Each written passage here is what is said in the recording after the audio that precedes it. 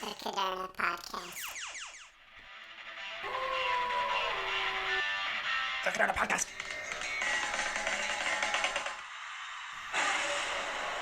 The Caderna Podcast. Good morning, everyone. Good afternoon, good evening, whatever time of day it is. Thank you for tuning in to the Caderna Podcast. I'm your host, Brian Caderna, and I'm excited to have you joining us as always. So today is Friday the 13th, March 13th, and I know that we've been speaking a lot about the past couple weeks for any of our live listeners about the coronavirus, and it's certainly inspiring quite a bit of fear, uncertainty, unpredictability of what's going to be going on both health-wise in the economy and certainly with the stock markets. So I don't want to belittle that in any way because obviously it's a huge concern gripping the world right now. But we do have to all recognize that the world will keep on spinning. So with that in mind, I would just remind anyone that's still having some concern over that, definitely go back to last week's episode in which we discussed a lot of the recessions in American history, how they transpired, and then how the American economy rebounded thereafter every single time. So to have some context, I'd certainly encourage you just to go back and listen to last week's episode. So having said that, I do want to spend some time on a new topic today and continue things as usual. And so perhaps in this week, maybe you're doing some telecommuting, working from home and everything, considering the circumstances. And it's probably given a lot of you folks out there an opportunity to sit back, pause, and reflect on where you're at in life, maybe with your job, with what's going on, with your family, with college kids coming back home from school, a lot of different changes. And I always say that chaos breeds opportunity. So perhaps in this moment, you're thinking about your hobbies and your passions and either your business or maybe even starting a new business. And that's what I want to discuss today is if you're a believer in that small business is the backbone of America, I am right there with you.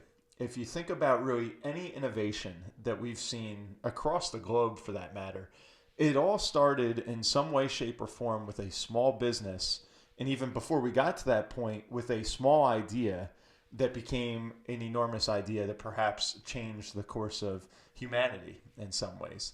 All right, you could think of something as simple as the local gym that started up, and before you know it, it turned into one of the biggest gyms in the world. But it all started in one locality. You might think of the famous, Steve Jobs and Bill Gates photos working in their garages on microchips, while dropping out of college, and then eventually, of course, creating Apple or Microsoft and so forth. So everything has a small genesis if we go all the way back to the beginning, but those things obviously can expand and not only change everyone's life, but create a fantastic business along the way. So what I want to talk about, if you're having some of those ideas, is how to actually start a business. So I'm going to walk you through a checklist of sorts of things that if you're really serious about this, that you have to start going through, getting things organized. And then we're going to segue from that checklist over to how to actually create a business plan, all right, which is essentially the beginning. That's going to be your roadmap or your game plan of how to take that simple idea into a business, okay? So without further ado, let's hop right into that. And this is going to be on the checklist side. So I'll be referring back and forth with the checklist I've written up. But the first thing you want to do is really define what type of business is it that you want to operate. So you got to think long and hard. I've got this idea, I've got this passion, but is it a hobby or is it a business? And you quickly have to kind of define that. Now, maybe I shouldn't say quickly, like it's okay to enjoy your hobby, but at some point you're going to come to kind of a crossroads and have to decide, is this something I'm just going to do on the side for fun, forever?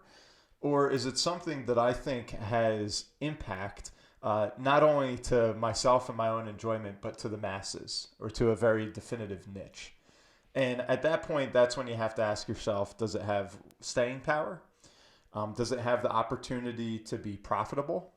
And is this scalable? Is it something I can turn a profit on with one customer, but then duplicate that again and again and again? Okay. So determine what type of business it is that you want to operate, whether you're going to be a dentist, You're going to start up your own, gym. You're going to sell baseball cards on eBay. Or if you're trying to create the next Disney World, whatever it might be, you got to think about what is that business. Then the next thing you want to think about is where is it going to be located? Okay. And in today's day and age, in 2020, the world is your oyster. I mean, it could be something that you're just targeting, mom and dads in your local community, or it's something that you could, of course, take to the web, and it could be targeted internationally thanks to the internet. So you have to define the locale, not only where you're going to be located, but the consumer base that you're going to be targeting. Where are all those guys working and living out of? Okay, so define the business, define the location. That's going to be step number one. The next thing that you really want to do, and I think this is probably the biggest wake-up call to a lot of folks out there, is begin to research your competition. All right, we've probably all had that moment where you say, oh, I got this great idea.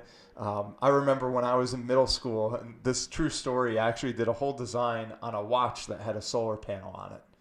And then before you know it, it was like 4 years later, Citizen came out with the Echo Drive that had kind of a similar, setup.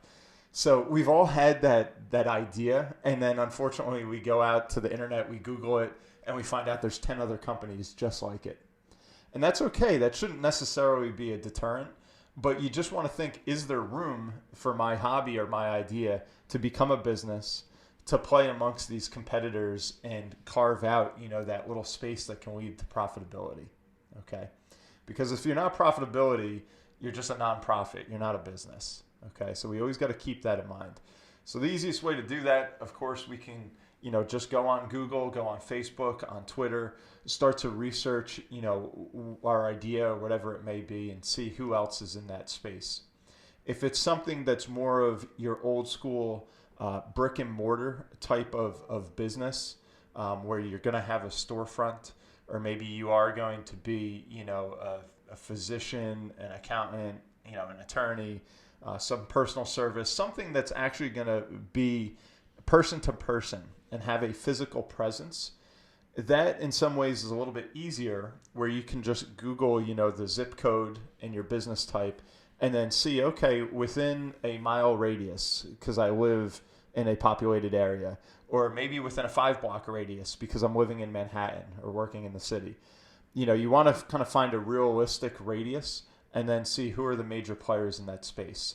And then you want to look at, okay, I know who the competitors are, but let me start to define who my market is within that perimeter. And if it doesn't look like there's really much room, you might have to move your business idea somewhere else. Or if you're seeing that there's a tremendous gap, and as you just talk and maybe survey or poll the local population, you should start to quickly have an idea that this is a need that's yet to be addressed, or it's in a need that everyone says, yeah, I got a guy, or I got that taken care of, or, there's 4 gyms down the street from me, I can have my pick. So things like that we always have to keep in mind. The next thing you want to do, once we have the business idea and the location and the competition firmly understood, is you want to create what I call your power team. These are going to be other professionals that are necessary to doing business, and it's better to have a trustworthy power team up front than try and kind of fill in these gaps as time goes on. So some of the folks that would include would be your attorney, all right, that's going to have to help out with your articles of incorporation, perhaps your operating agreements, things of that nature. This could be your CPA, okay, who's going to handle all of your accounting and perhaps some of your payroll or billing or some of those other things that might be necessary to your business. This will likely be your financial advisor that's going to tell you what's real, what's not real, and kind of tell you the things that you need to hear of if it's profitable or not. And then when it is profitable, how to budget and create reserves and create plans that will allow you to grow when opportunities arise. And then also you're probably going to have, an insurance professional to help with all of your liability and other things that are often necessary for a small business. All right, so you definitely want to, get a team, like I said, that's trustworthy, people that are easy to talk to, that you get along with, that you can ask questions to, and not feel like that you're overstepping or that you're annoying them. You always want to have answers up front rather than when it's too late. Okay, so develop that power team early and often. The next thing that you want to discuss with some of these professionals is ultimately going to be what type of entity do you want to create? And when I say entity, what that means is you have all these ideas, but now we have to kind of let the rubber hit the road and create a business at that point. Okay? So there's a number of different shapes that your business could take. I'm just going to give you a cursory overview of the different formats. Bear in mind, I am not a CPA. I'm not an attorney. I'm a financial advisor by trade. But all these things are very relevant to our business nonetheless. So the first one, where pretty much every business is going to start day one, is what's called a sole proprietor. Okay? A sole proprietor is essentially you've taken that hobby and now you're making money with it. All right? There is no legal distinction between you, the owner, and that business. You're pretty much one and the same. And what happens when you're a sole proprietor is any of that income that's generated is going to be reported on what's called a Schedule C, which flows right through to your personal 1040 or to your normal tax return. All right, so that's just you started up with this idea, you're making some money, you're a sole proprietor. Okay. The next step, and kind of like right in line with that, would just be a partnership. All right, it's the same kind of idea, except now it's not just you. Maybe you have you and your buddy or 3 other friends. So now all of a sudden you have 3 or 4 partners that are in this business, kind of informal in a way, and you're generating profits and splitting those profits, and you're being taxed as a partnership, which again would just flow through per your shares in the business, your portion of ownership onto those respective individual tax returns.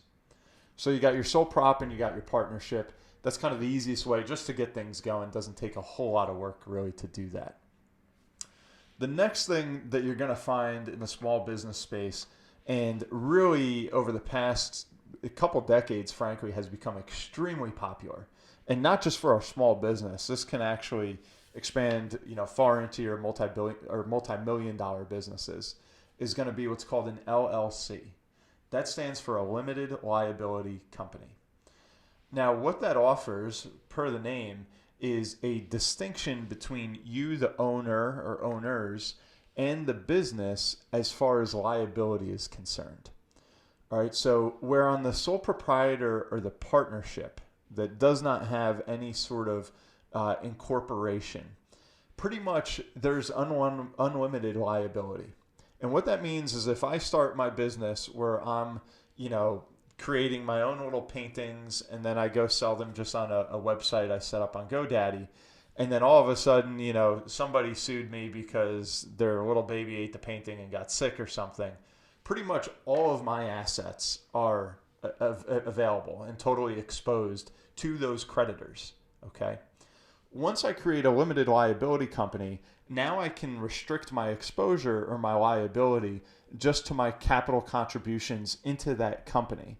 So in that instance, if I was sued, my business, it's what the creditors can go after is now going to be much more narrow, much more restricted, just to my assets, of that business, as opposed to my personal belongings and investments and savings and things that I just have with my household.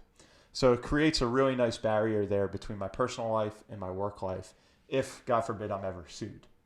All right, so that's what you're going to see a lot of. They're very easy to set up in LLC. And then from there, and I won't get into the accounting too much, but you can be taxed, again, as a sole prop, a partnership, or as a S Corp. So you have options there. But typically what all that's going to do is the income, similar to the ones I just went over, is going to flow through to that personal tax return. All right, so that offers liability protection, but you avoid what's commonly called double taxation, and that the income that business generates is just going to flow right through to the individual, and they pay their taxes similar to some other income that they would receive. Okay, so that's your LLC, obviously very popular. And then the other couple ones that you have an S Corp. Lots of LLCs, like I said, will choose to be taxed as an S Corp, but they still have the protection of the LLC. So an S Corp is a pass-through entity that has to have less than 100 shareholders. And then essentially like your biggest companies out there where you're getting a lot more complex are going to be C Corps, okay? What a C Corp is it's a completely separate entity or company from your individual world or finances. Okay. This is where that double layer of taxation can occur, in which that business is its own separate entity that generates revenue and profits, and then that business will be taxed. And then when that business flows through some of those profits to their shareholders as a dividend, then those shareholders or owners would get taxed at their personal rates. Okay, so you're seeing profits to the business getting taxed, and then when that money flows through to the owners, then they get taxed again at their personal rate. All right.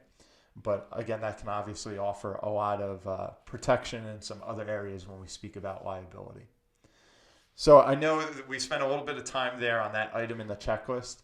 But again, that's something that once we have the idea, the location, the competition, our power team, and we're really saying, hey, this looks like it's going to turn into something. Let's get going.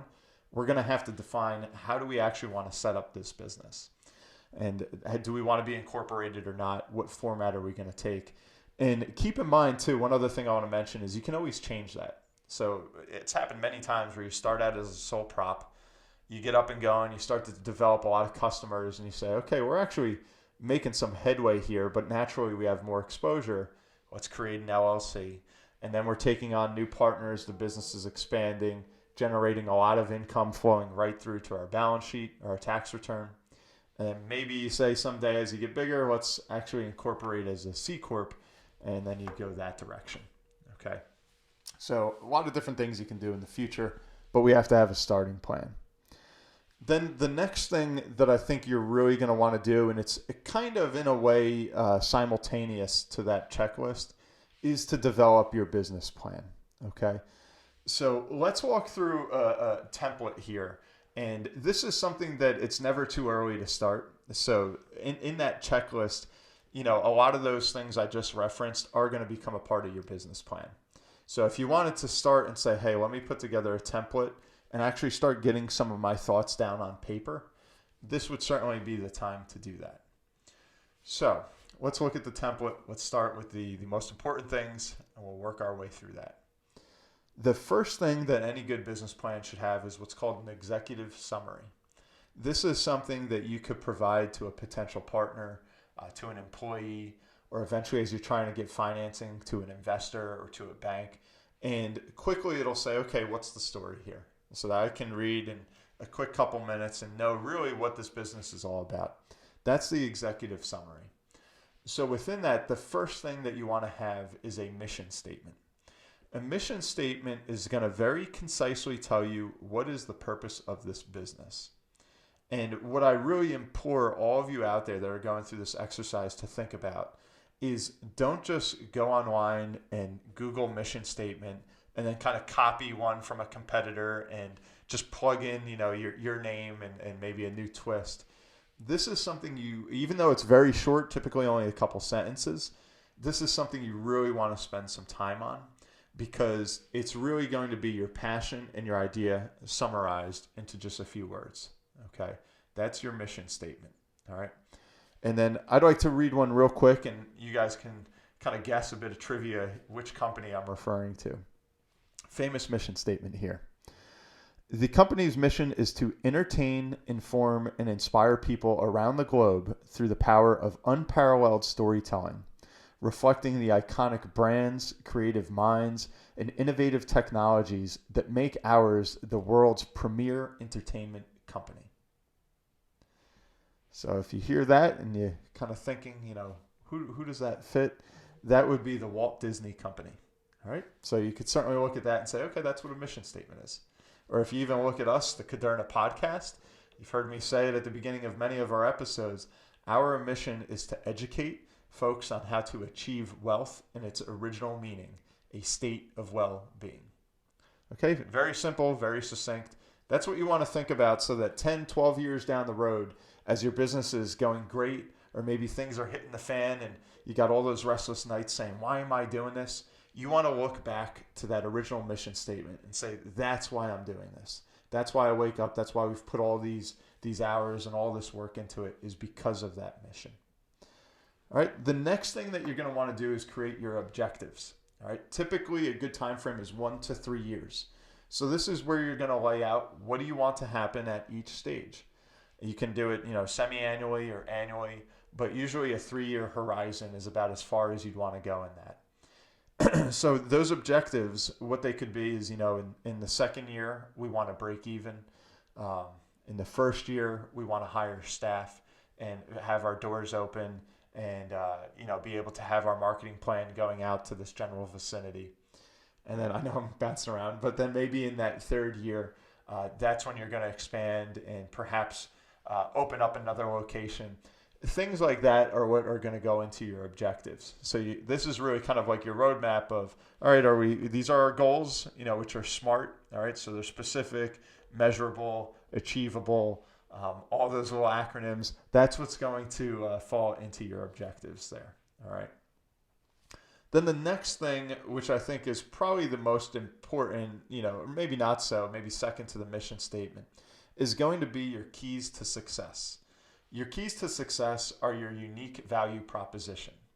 All right, so this is the one when you say, all right, I've got a great mission statement, a great idea. These are objectives, but they're just kind of dreams until we actually, put the work in. So when we do get down to work, well, what are we doing to make ourselves different? That's going to take some of our customer base away from those competitors that we had researched. All right, so your unique value proposition, again, you want it to be very specific and you want it to be different, per the name, so that hey, yeah, there are competitors out there, but this is, to kind of steal another common phrase out there, this is my blue ocean. This is all of my space because there is no competition now. I have this unique value that nobody can get anywhere else. And that's the experience and the offering that I'm going to give to my customers. So those three things, guys, your mission statement, your unique value proposition, and your objectives, that's what creates an executive summary. All right, so if you can create that nice executive summary on just a one-pager that then you can share with folks out there, they should very quickly know, okay, what is this business? Is it of interest or not? And, is it nice, neat, and organized and does have the potential to survive and thrive? The next thing that we're going to do is have the company summary. Within that, we're going to talk about the ownership structure. Okay, so is it just you? Do you have a couple of your buddies there?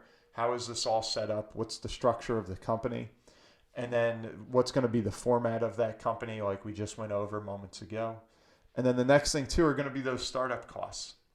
So now we're starting to really have that financial conversation of, okay, am I just registering a website and, that's pretty much it. And then I'm going to market through social media and then I'm buying my own, tools and supplies for whatever my at-home business is.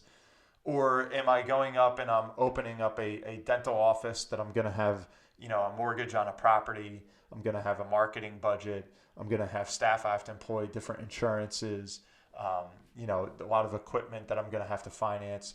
Those are all the things that we want to lay out. And again, this is another eye opener where a lot of people will kind of get weeded out at this point of, wow, this is a much bigger commitment than I anticipated, or hey, we got this. And there's ways that we can go ahead and maybe get that financing through small business loans or friends and family.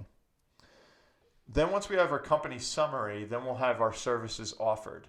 So go back to that unique value proposition and expand upon it and say, okay, well, what exactly are the services or the products that are going to be provided by our company, and detail that, okay? And again, these things can change as the marketplace changes and your business changes, but we need to have a starting point. Then what we're going to have is our market analysis. So this is when we go back to that competition research and we expand upon that dramatically. And we start to do kind of a feasibility study of either that area, if it's more of a physical kind of service or product, or the whole landscape, if it's maybe something that has an online presence, and see, okay, who are we targeting? How are we going to get there? What are the current trends that we're seeing in this business place, and how are we going to kind of fit into that fold? This is the one for any of you guys out there that watch Shark Tank. This kind of blindsides a lot of folks in which they'll say, hey, we just did research on Google and there's 1.5 billion potential customers out there. And they throw out that lofty number and then all the sharks kind of rip them to pieces. because that's so just broad and generic, as if any human being could become a customer of whatever that product or service is. You need to be much more realistic and definitive, or else you're never going to be able to market and sell to those people. All right. Then what we're going to do once we have that market analysis is create the strategic plan. All right. So as you can see, this is kind of like a progression. So we're laying out these ideas and then we're just kind of expanding upon them. The strategic plan first is going to have listed out your competitive advantages. Okay. So again, we have that unique value proposition. We have the market analysis. And now what we're going to explain is, maybe 3 to 5 competitive advantages that our competitors cannot offer. Okay, so maybe that's something you can offer through price or through speed of delivery or through just a very unique product, or maybe the experience or the service because of your knowledge or intellect in that business or your experience. So those are things that could be listed out that, again, when someone says, well, that unique value proposition sounded good, but prove it. That's what's going to be in the competitive advantages. Then you're going to have your marketing strategy. Okay, maybe you're doing this yourself, or you're hiring a consultant to do some social media marketing, some web marketing, or just your good old advertising and billboards and local magazines. We've got to lay that all out, and then those costs will be folded back into those startup costs that I mentioned. And then ultimately, and this is the tough one, is we're going to create a sales strategy and forecasts. All right, so these will be, I don't want to say guesses, but these could be very rough estimates. And here's how much of that target demographic we think we can penetrate in years 1, 2, and 3. This is what the sale price for our product or our service is going to be. And what can we anticipate converting all those prospects to customers, and what that will equate to in the ways of revenue. And then lastly, the kind of next 2 things you want are your personnel. So all the kind of key actors within the business. And then finally would be the financial plan. And this is what any of your potential lenders or investors are going to be very interested in. And this can be your projected profits and losses. Okay, so you're going to create kind of like a projected cash flow statement, balance statement or balance sheet that'll incorporate all those startup costs, and then your projected sales, and then the debts and the expenses that you naturally have to incur. And you're pretty much just creating a budget. So you might have a pretty firm idea of what all those expenses, so that liability side of the equation, you should have a good idea of what everything's going to cost. But the hard part, obviously, is the income side. That's the one that's usually quite hopeful, but we don't really know until we're actually in the business. So that's something that will constantly be changing, but you need to have that financial plan. That's one of the biggest mistakes I find in small business is we have a brilliant idea, we're extremely passionate about it, and we chase it, but without the idea of how are we going to remain profitable and solvent. And if we don't focus on that side of the equation, because you say, hey, I'm not really a numbers guy, or that stuff bores me, and you forgot to hire a financial advisor or consultant, then all of a sudden, you could find that you're charging way too much, you're charging way too little, or your expenses are way too high. And then a year or 2 years in, this passion that you were really good at kind of fell flat on its face, just because it was unable to carry itself financially. And then, of course, you'll have an appendix in there which kind of defines any of the terms. If there's any kind of confusing industry language or jargon in there, you kind of want to define everything that was just said in that business plan. So just to recap very quickly, guys, you start with your executive summary. That's going to have your mission statement, your objectives, all that fun stuff. Then you're going to have your company summary. Who are we? How are we setting this whole thing up? Work with your accountants, your attorneys on that side. Then you got to have your services that are offered. Then you're going to have your market analysis. Then we're going to create a strategic plan of how this is all going to become a reality. And then ultimately you define your personnel and then create a financial plan so that you can look at this and say, hey, this is doable. This has a chance. And then you can go out and you can chase that dream and start your small business. Okay, I hope this has been helpful for everybody out there. Please give us a 5-star review wherever you're listening, or if you're watching on YouTube. Keep spreading the good word.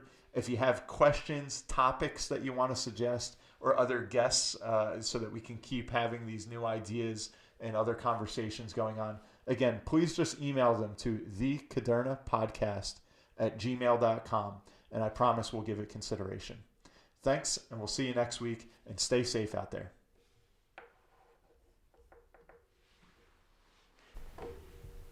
The Caderna podcast is for informational purposes only. Individual situations may vary, and the information should be relied upon only when coordinated with individual professional advice. Guardian and its subsidiaries do not provide tax, legal, Social Security, student loan, mortgage, or real estate advice. Listeners should contact their own tax, accounting, or legal advisors or the Social Security Department in this matter. All investments and investment strategies contain risk and may lose value. Brian Caderna is a registered representative and financial advisor of Park Avenue Securities, LLC, PASS, 300 Broadacres Drive, Suite 175, Bloomfield, New Jersey, 07003. Securities, product services, and advisory services are offered through PASS, a registered broker-dealer and investment advisor. 973-244-4420. Financial representative, the Guardian Life Insurance Company of America, Guardian, New York, New York. PASS is an indirect, wholly owned subsidiary of Guardian. Caderna Financial Team and International Planning Alliance, LLC, are not affiliates or subsidiaries of PASS or Guardian. Caderna Financial Team is a division of International Planning Alliance, LLC, a general agency of Guardian. PASS is a member of FINRA, SIPC. California Insurance License Number OK04194. Content of the Caderna podcast is copyright of Brian M. Caderna, all rights reserved. Any redistribution or reproduction of part or all of the content in any form is prohibited without prior permission from the Caderna podcast. The views and opinions expressed herein may not be those of Guardian Life Insurance Company of America, Guardian, or any of its subsidiaries or affiliates. Guardian does not verify and does not guarantee the accuracy or completeness of the information or opinions presented herein. Any third-party materials referenced cannot be endorsed or verified by Guardian and are used as the opinion of the author. Guardian, its subsidiaries, or affiliates do not provide or issue or advise for mortgages. This material contains the current opinions of the author, but not necessarily those of Guardian or its subsidiaries, and such opinions are subject to change without notice.